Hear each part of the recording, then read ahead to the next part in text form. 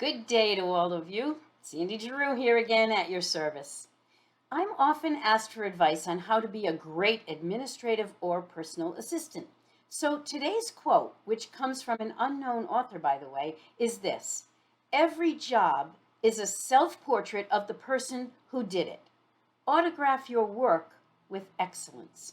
I love that quote. And you wouldn't be here watching this video if you didn't want to autograph your work with excellence. Now, speaking of excellence and being a great assistant, let me tell you, this subject is so humongous because there are so many facets to the job that to talk about becoming better or great in any one of them could take days. In fact, I do workshops that take days. But in a nutshell, let me boil it down to a few big general principles for you that have come from my own positions as an executive assistant and from my work with administrative assistants across the globe for the last 20 years. Here are the top three. First, don't ever let your leader wonder. Wonder what? Wonder what the status of a project or task is. Wonder if you've forgotten about them or something that they've asked you to do. Wonder whether you understand how to do a certain task or even what's being asked of you. Or wonder if you've run into a challenge that's difficult to solve on your own and that has you stuck somewhere. Now, in order to do this, though, you need to know your audience.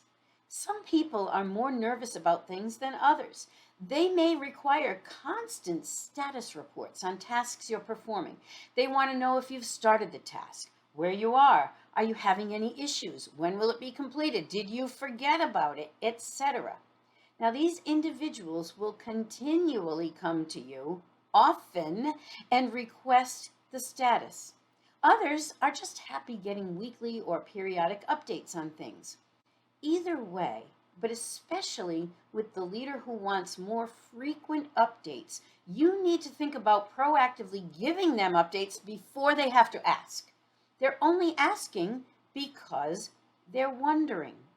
Now, there are several ways to proactively give them the updates and the level of updates that they desire. For example, if you work with someone who wants frequent updates, you could create a daily update on all tasks at the end of each day that you give to them. Now, you can either include all items, completed or not, or just those that are still in process or still to be scheduled. However, if you update your leaders as tasks are completed, maybe you CC them on receipts or order and shipping notices or other things as the task is done, then there may be no need to include those items on the list. But if you or your leader prefer to have a complete list, no matter what, you can include the status of all major tasks. Certain categories that you could use are completed, in progress, scheduled, or scheduled for a particular date, or not begun. Those are all examples of categories you could include. But be sure to only include the major items for which an individual would want frequent updates. Not every single task you do on a particular day, or you will drive yourself crazy, waste a lot of time, and very likely drive the other person crazy as well. And when you do this, choose a format that's convenient for you. You could use Microsoft Word or some other word processing software. Excel, you could put columns on each of those types of format. Now, I like the Excel format because it has the additional benefit of being able to create tabs instead of columns for different statuses. And if you like, once an item's status changes, you could move it to the tab that represents the new status. Like if it's not done yet but scheduled, and then it begins, you can move it to the in progress tab, and then once it's completed, you can move it to the completed tab. But whichever format you choose, be sure to manage upward and inform your leader of your plans so he or she will know when to expect the updates and in which format, etc. Now, you could even ask if they want you to do this at all, and if so, which format they prefer. The best thing is to discuss this topic with them first to uncover what makes it easiest and most comfortable for them to assign you tasks and not have to wonder how they're going. Now, the second big tip is this: Be very, very clear when making suggestions or requests. Don't overwhelm them with too much information. Sometimes, in our zeal to make sure we provide enough details, we often go way overboard and swamp them with information. Well, this just makes it more difficult for them to say yes because they have difficulty instantly processing it all and connecting the dots between all that mountain of information and what it is that you actually want them to do with it. Are you looking for approval? Are you looking for them to do something? Are you just informing them? What is it? So connect the dots for them and do it with as little extra data as possible.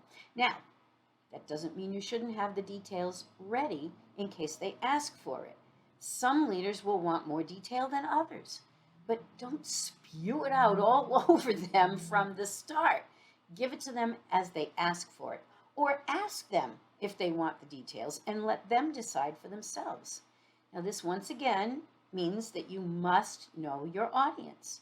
If you know that your leader prefers the information in the form of detailed communication, just summarizing, you know the intensity of the follow-up that they want, it makes it much easier for you to know where to begin and what to have ready and how often you need to let them know the status of the request. It often lets you know how often you should try again if the answer is no the first time you ask, which it very well could be, especially if you're asking for something very new or at least new to them.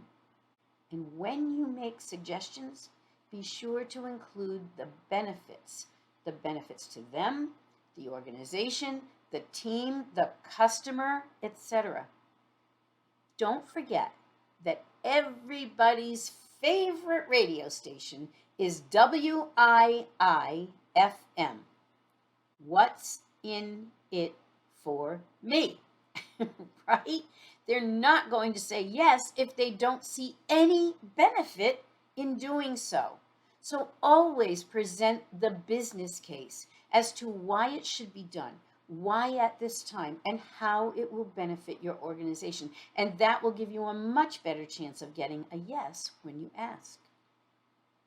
Now, my final big tip for today is to help your leaders see what you could do to alleviate their workload. If you notice something that they're doing that you could easily take off their plate, talk to them about it. Now, be diplomatic when you do. Don't just barge in and say, let me do that for you. I can do it quicker and easier than you can.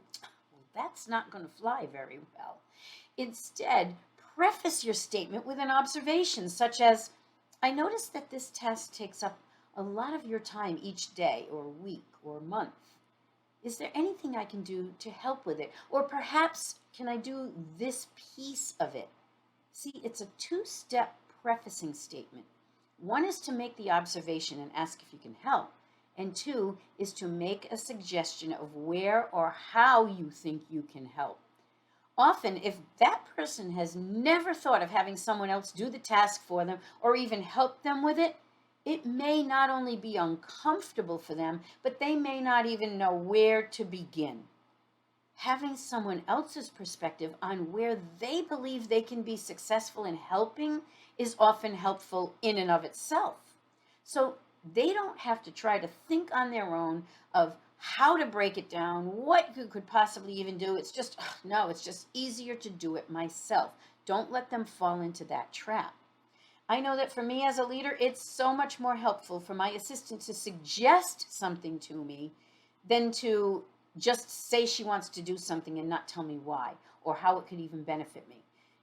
This helps me begin thinking another way. So even if it takes a couple of times of suggesting something, because sometimes I don't say no, yes the first time either, right? But each time it's presented, I get a little closer to saying yes because it's no longer new. And someone else is thinking of ways to implement it, so I don't have to think of everything. And if I know that they've taken the time to think it through enough to come up with a potential suggestion or solution, it makes me much more comfortable that they're not just jumping into it without even thinking. So don't be afraid to make suggestions, but be sure to have solutions or partial solutions ready when you do. I hope that's helpful to get you thinking about how you can consistently become better and better in your position and become a great assistant. Now, again, if you like this video or any videos in this series, please tap the like button and let us know. Also, to subscribe to this playlist and be sure you don't miss any new videos posted here, please hover over the photo of me in the circle that you see and click on the subscribe button. And as always, don't forget to share this playlist with anyone you feel could benefit from it. Now, I gave you 3 big tips today, but if you want my newest book, The Invaluable Assistant, which became a #1 bestseller on Amazon for new releases, Yahoo, then please order the book. It's at Amazon and also on my website. So you can go to Amazon. The links are below in the description of this video. Amazon will have the Kindle and the print version, and on my website in my online store, again, the link will be there. You can also order the print or ebook version.